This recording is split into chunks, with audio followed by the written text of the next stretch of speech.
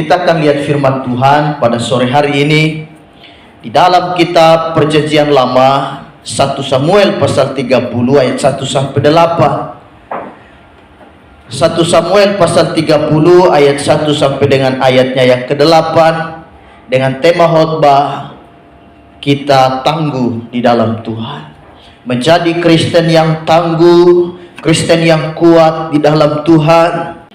Kita lihat ayat yang luar biasa ini. Menjadi Kristen yang tangguh di dalam Tuhan, itulah tema khotbah kita pada sore hari. 1 Samuel pasal 30 ayatnya yang pertama sampai dengan ayatnya yang ke-8.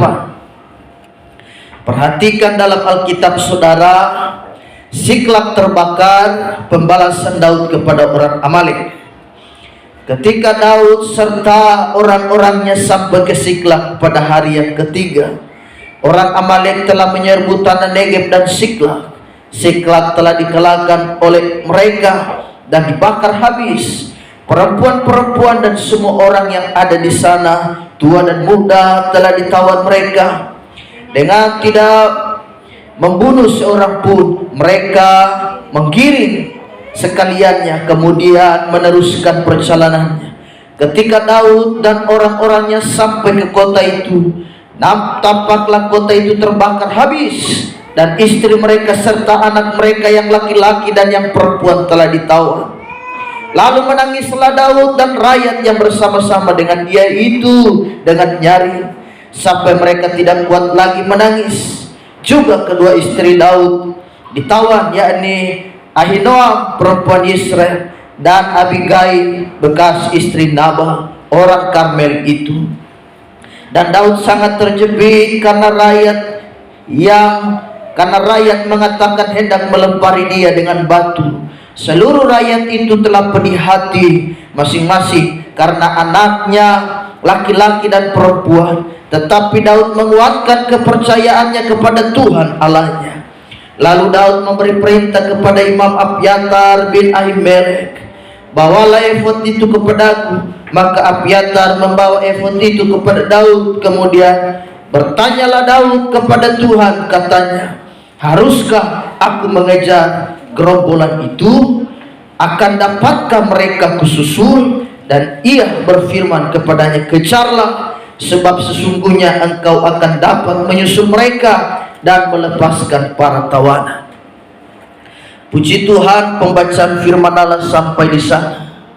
Dalam menjalani kehidupan ini tentu penuh dengan tantangan, penuh dengan pergumulan, penuh dengan kesukaran.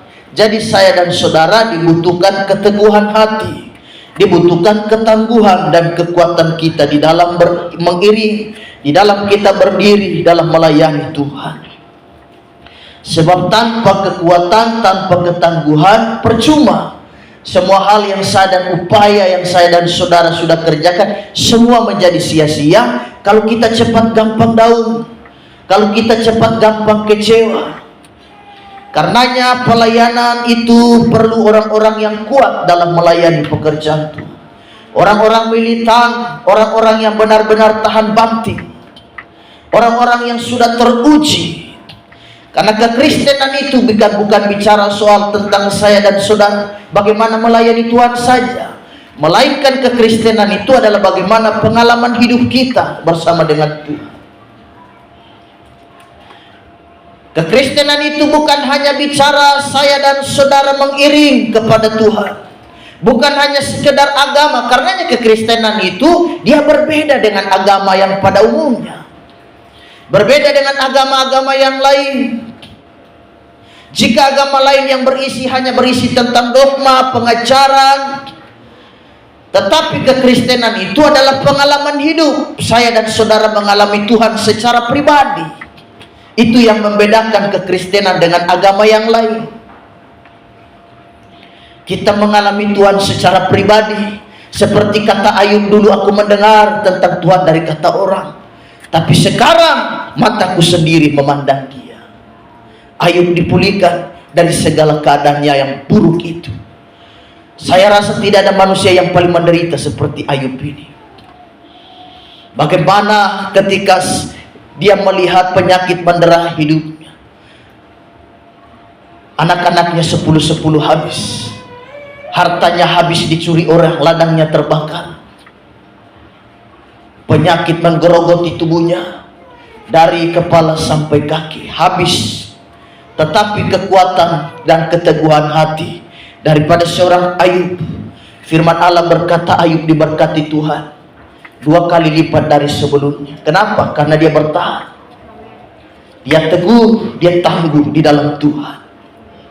Kita lihat dalam bacaan yang panjang ini, ketika Daud serta orang-orangnya sampai ke Siklag, karena sebelumnya dia membantu Raja Akis untuk berperang. Jadi dia semacam ada kolaborasi, dia semacam ada kerjasama dengan Raja Akis. Raja Akis berkati, bantulah aku dulu untuk berperang melawan musuh.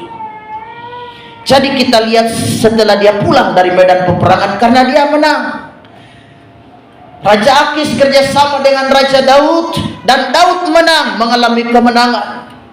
Kita lihat waktu Raja Daud pulang dari peperangan membawa kemenangan, dia sampai di satu daerah, di tempat di mana dia tinggal bersama dengan rakyatnya dan orang-orangnya yang dia pimpin dan yang dia bawa, yang bernama daerah tempat itu adalah Siklag. Kita lihat sampai di Siklag, seharusnya prajurit yang menang perang itu mereka disambut dengan girang gembira. Mungkin ada yang menari, ada yang memainkan rebana, layaknya seperti Daud waktu dia membunuh Goliat, sehingga putri-putri Sion, haleluya, perempuan-perempuan Sion, mereka menyongsong dia dengan tarian, kata firman. Dan kemudian ada semacam nyanyian. Dan salah satu nyanyian yang paling terkenal keluar dari mulut para putri-putri Sion itu adalah Saul mengalahkan beribu-ribu, tetapi Daud mengalahkan berlaksa-laksa.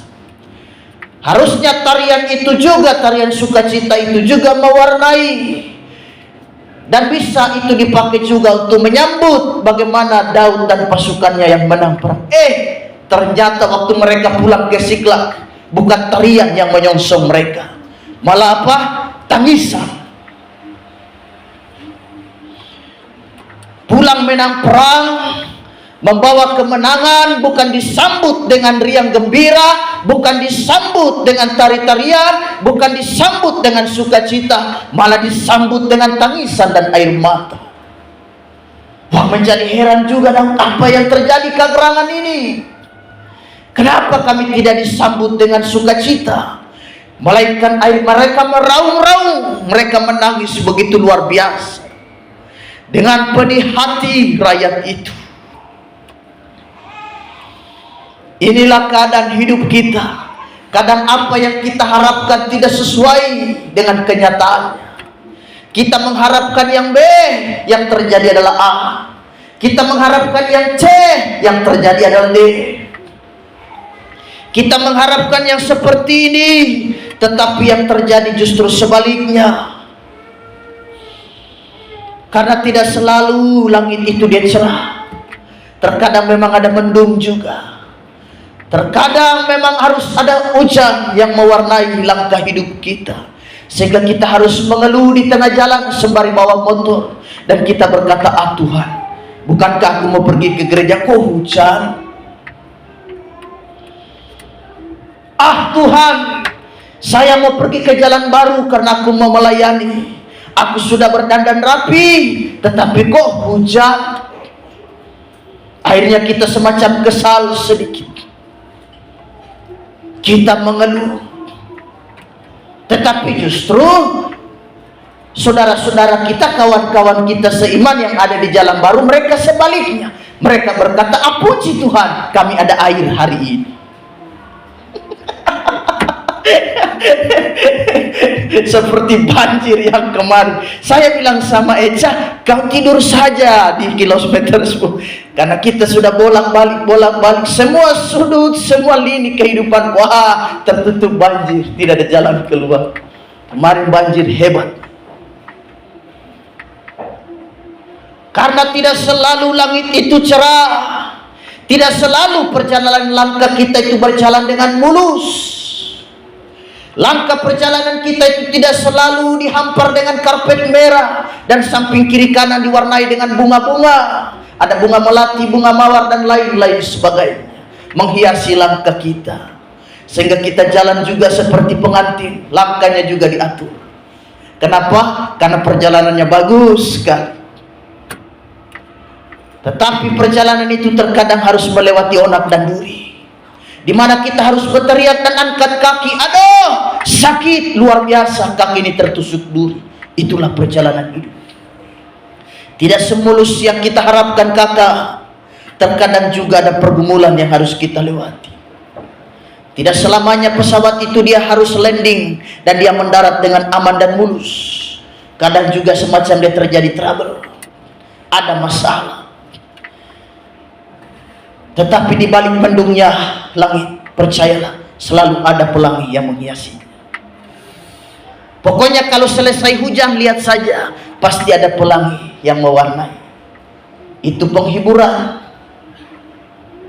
Pertanda di balik duka citamu selalu ada sukacita. Di balik air matamu, percaya, ada sukacita yang membelagi. Di balik semua itu ada air mata sukacita. Ada air mata duka cita, tapi ada air mata sukacita di belakang semua itu. Kita bersuka. Daud mengalami hal yang buruk. Karena kita lihat di sini dia pulang dari menang perang karena dia menolong dan membantu Raja Akis. Luar biasa, kota itu terbakar habis. Anak-anak mereka baik yang laki kah, yang perempuan kah, semua tertawan habis di bawah musuh. Siapa yang membawa mereka? Orang Amalek. Orang Amalek telah menyerbu Siklak. Laporan masuk, lapor tuanku raja, Siklak terbakar, semua anak istri kita dibawa dan ditawan menjadi budak oleh orang-orang Amalek. Mereka meraung-raung, mereka menangis dengan begitu luar biasa. Tetapi kita belajar dari satu tokoh yang luar biasa ini, bagaimana kita teguh, bagaimana kita kuat, bagaimana kita tangguh dalam menghadapi kehidupan ini. Yang pertama kita lihat dari ayatnya yang ke-6. Yang pertama ayatnya 6 berkata begini, dan Daud sangat terjepit karena rakyat mengatakan hendak melempari dia dengan batu. Seluruh rakyat itu telah pedih hati masing-masing karena anaknya laki-laki dan perempuan. Perhatikan kalimat terakhir, tetapi Daud menguatkan kepercayaannya kepada Tuhan Allahnya. Bagaimana saya dan saudara bisa tangguh menghadapi perjalanan hidup ini? Yang pertama kita belajar dari Daud, dia adalah tidak suka mengeluh. Orang tangguh adalah orang yang tidak suka mengeluh. Firman Allah berkata dia menguatkan kepercayaannya kepada Tuhan. Karena rakyat yang dia bawa, rakyat yang dia pimpin, mereka semua sudah komentar, mereka mengeluh. Mereka bilang, Allah ini gara-gara kami ikut kau, percuma kami ikut kau. Buktinya apa? Anak kami yang laki maupun perempuan beserta dengan istri-istri kami, mereka semua telah ditawan. Kau memang raja tidak becus memimpin kami. Bukankah saya dan saudara juga seperti itu? Jadi kalau ada pergumulan, kita kuatkan kepercayaan. Itu gampang kita mempersalahkan siapapun, apalagi dalam kondisi terjepit. Gara-gara kau suami, sehingga kita rumah tangga seperti ini, sehingga ada bahasa dan kalimat-kalimat yang tidak pantas keluar dari mulutmu terlontar keluar. Sampai kau katai suamimu, dasar kau suanggi. Suami tidak mau kalah juga, dia balas kau, dasar kau kambing. Kau emosi dan bilang sama anak-anak, kalian anak-anak kayak tuyul. Bayangkan, suami kawin sama kambing, hasilnya tuyul. Kita jaga ucapan kita, karena kita gampang untuk mempersalahkan siapa saja. Jadi kuatkan hati. Dalam ayat 6, dan Daud sangat terjepit. Ini terjepit, posisinya terjepit. Tidak ada lagi jalan keluar. Tidak ada lagi pertolongan mau datang dari mana. Saat kesulitan itu menghantam dan menghimpit saya dan saudara, seperti kataku dalam khotbah beberapa bulan yang lampau, Saat depan tidak ada jalan, belakang tidak ada jalan, samping kiri kanan tidak ada. Itu yang dialami Musa kan? Tentara Mesir ada di belakang yang siap membunuh mereka. Mau kembali nggak bisa. Tentara Mesir di belakang kejar mereka. Mereka terdesak. Mau maju ke depan nggak bisa. Laut Teberau yang siap menelan mereka di depan. Mau lari samping kiri kanan nggak bisa, karena itu adalah padang gurun yang siap memangsa mereka juga, dan bukit-bukit batu yang mematikan. Terjepit posisi, mau lari kemana? Depan tidak ada jalan, belakang tidak ada jalan, samping kiri kanan tidak ada jalan. Ada satu jalan, kita menghadap ke atas. Siapakah dia? Kita cari Tuhan. Musa berseru, Tuhan bagaimana ini? Tuhan bilang, apa yang ada di tanganmu? Tongkat. Tuhan nanya, tongkat buat apa? Tongkat ini, angkat tongkat itu, belah laut itu. Jadi saat saya dan saudara terjepit dari semua arah, percayalah, saat kita mengadakan dan mengarahkan pandangan kita ke atas, ada satu jalan di atas. Yesus Kristus sanggup menolong kita, dan dia bisa memberikan jalan keluar. Kemenangan itu selalu kita dapatkan di akhir, bukan di awal. Jadi kita bertahan. Anda hari ini sedang menghadapi pergumulan, tahan terus. Belum akhirnya itu berarti. Baru di pertengahan, jalan. Banyak kan orang undur di tengah jalan, belum mencapai akhir. Kemenangan itu tidak diperoleh di awal, dia selalu di akhir. Di akhir pertandingan, orang itu kan bertanding dulu, baru dapat piala di ujung sana. Belum apa-apa, belum bertanding, sudah mau ambil piala. Cerita dari mana? Masa belum bertanding sudah meminta piala sama panitia? Kasih piala itu, saya pasti juara satu. Mana ada, bertanding dulu. Masa belum bertanding sudah meminta piala? Cerita dari mana kakak? Harus bertanding dulu.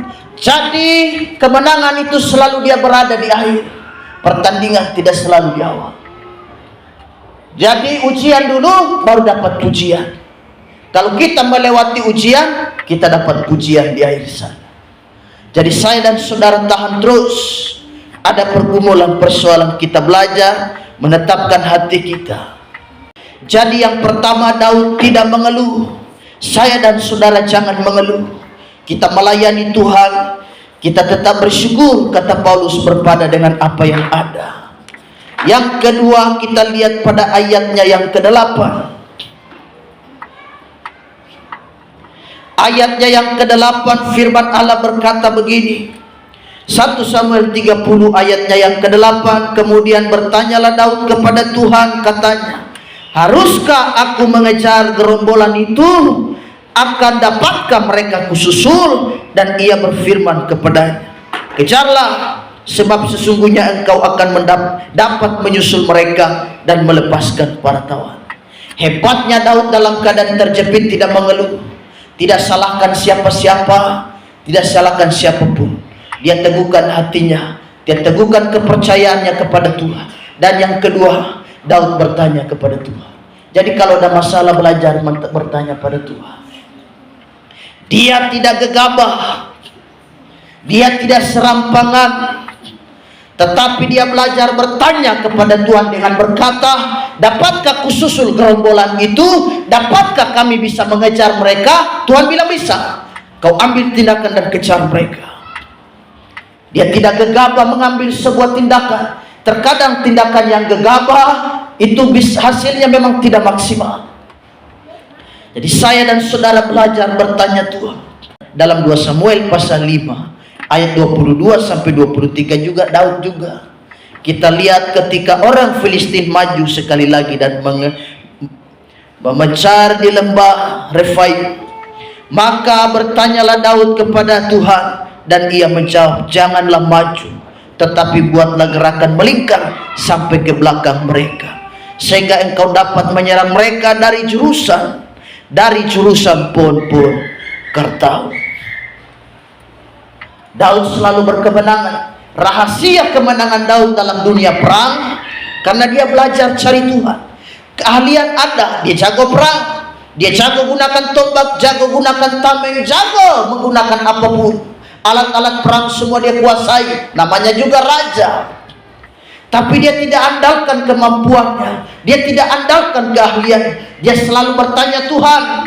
Karena Tuhan dia yang menciptakan segala sesuatu, termasuk menciptakan pikiran untuk mengatur strategi, menciptakan tangan untuk menggunakan segala macam peralatan lengkap, peralatan perang. Melawan orang Filistin juga sama, dia tanya Tuhan. Rahasia kemenangan Daud dalam peperangan selalu bertanya Tuhan. Melawan orang Amalek sama, dia tanya Tuhan. Melawan orang Filistin sama. Terkadang Tuhan berkata kepada Daud, maju kau serang dan kau bisa menyusul mereka. Tapi dalam bacaan ini, dalam 1 Samuel 5 ayat 22 sampai 23, undur, jangan. Ada saat dimana Tuhan berkata maju, ada saat dimana Tuhan bilang duduk diam, jangan pergi nak, kau tenang aja. Banyak kali kita salah, Tuhan suruh kita tenang, kita maju. Tuhan suruh maju, kita tenang. Ini akhirnya kekalahan yang kita dapatkan dan bukan kemenangan. Tuhan bilang kau sabar. Betul masalah ini berat. Bisa enggak kau sabar dulu? Kau masuk ke kamar, kau ambil sikap doa selama beberapa menit. Kau berdoa cari aku. Tapi kita gegabah, kita tidak perlu doa. Ini saya bisa tangani masalah. Hasilnya di ujungnya apa? Kecewa kan?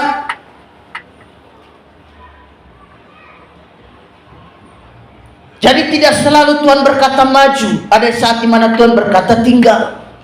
Sabar. Seperti orang Filistin mau mengejar orang, mau berperang melawan orang Filistin. Tuhan berkata sabar, tahan, kau buat gerakan melingkar. Tetapi waktu peristiwa orang Amalek, dia suruh menyusul, dia suruh kejar. Jadi saya dan saudara, kita belajar dari rahasia kemenangan Daud adalah dia selalu bertanya Tuhan. Jadi 2 poin penting ini. Yang pertama, jangan mengeluh dengan kehidupan. Lebih baik kita bersyukur. Ada kuasa di balik ucapan syukur. Ada masalah bersyukur. Ada persoalan bersyukur. Saat ada berkat bersyukur. Jadi kita bersyukur bukan hanya pada saat-saat ada berkat saja kan. Haleluya. Saat juga sulit, makan susah, juga akan menolong kita hari. Dan dia Allah yang tidak berubah, baik kemarin, hari ini maupun sampai selamanya. Dia akan tolong kita terus sampai kepada kekekalan. Dia Allah yang tidak pernah berubah. Tuhan Yesus mengasihi kita. Kita masuk dalam doa, kita angkat satu pujian.